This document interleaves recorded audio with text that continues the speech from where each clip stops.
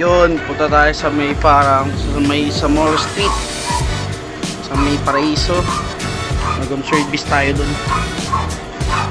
Maya na lang.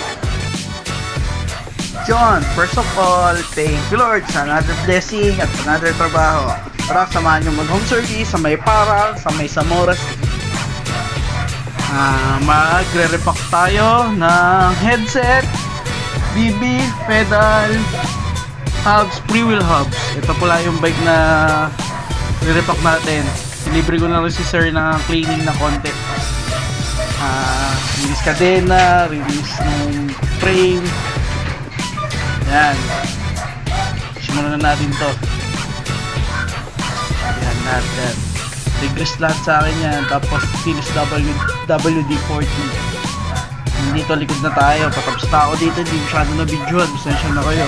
Pero shoutout po pala sa mga regular customer ko dyan.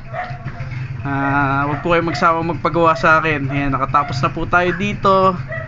Maraming salamat po kay Sir Atong sa masarap na meriendang mami. Busog na busog po ako. Maraming salamat po. Yun no, nakatapos na naman po tayo ng trabaho. Uwi na.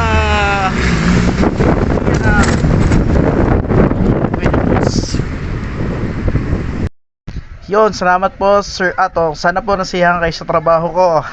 Ikaw, kailan ka po magpapa-schedule? O schedule ka na po. Ayusin na natin yung problema ng bike mo.